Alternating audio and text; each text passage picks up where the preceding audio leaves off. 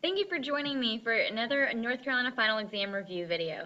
Today we're going to be looking at President Kennedy and Johnson, who reigned from 1961 until 1969.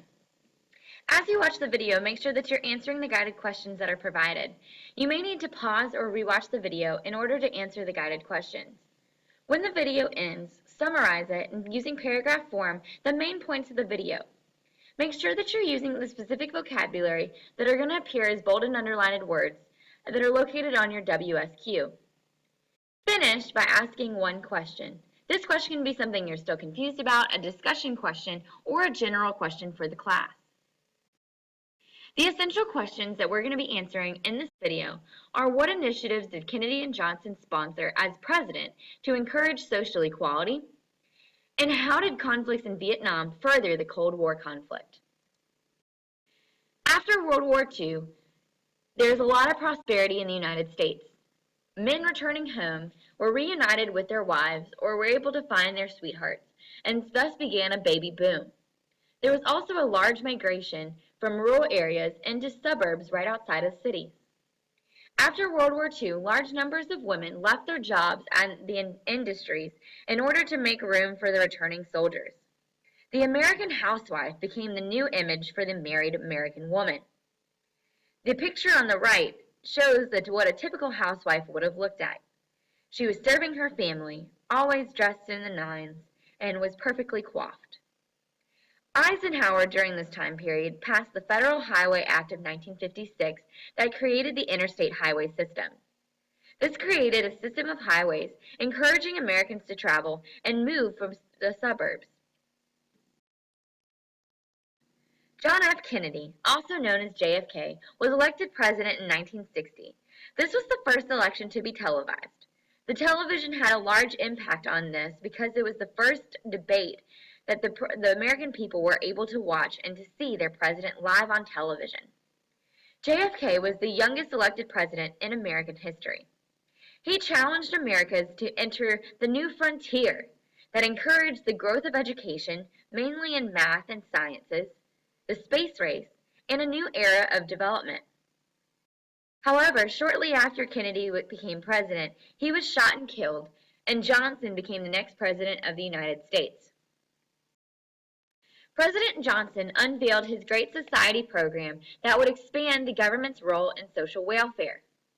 He wanted to use education and job training to help disadvantaged people overcome the cycle of poverty that limited their opportunities.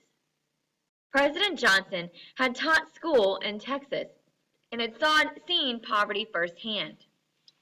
Under the Great Society, Johnson passed two major acts that would help African Americans. The Civil Rights Act of 1964 banished segregation in all public accommodations, such as theaters or restaurants.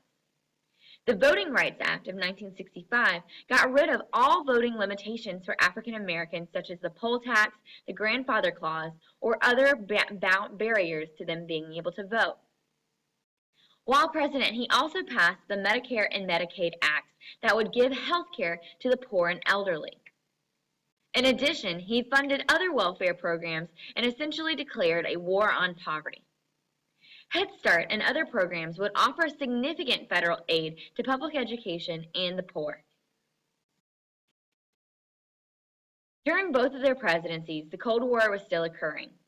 President Kennedy had inherited from the Eisenhower administration a CIA-backed scheme to remove Fidel Castro, a communist leader, from power by invading Cuba with anti-communist rebels.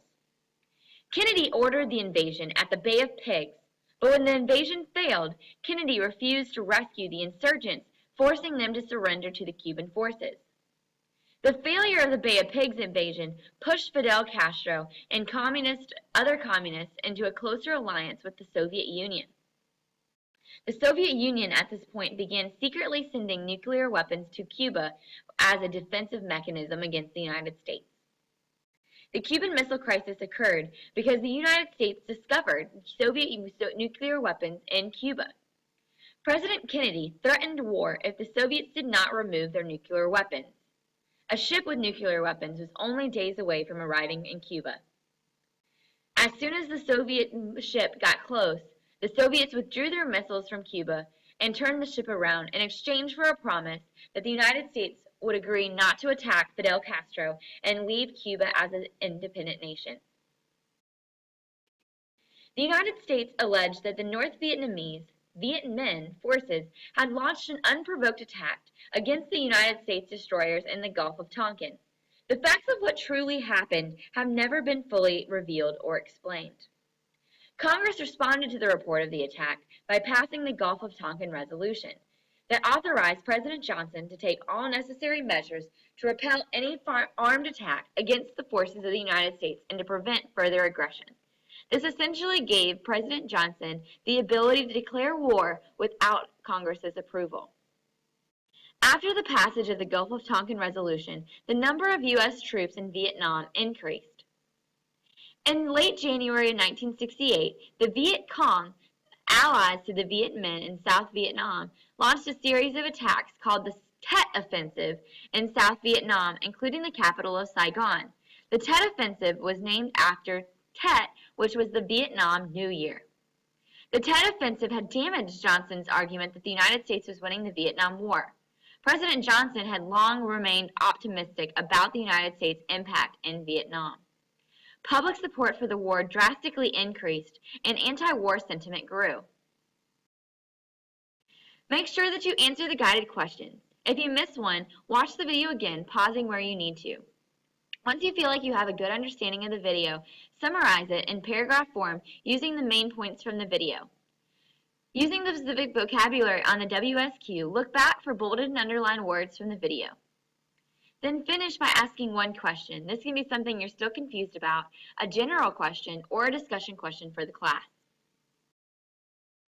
Thank you for joining me for this video on the Cold War. We'll look forward to seeing you next time.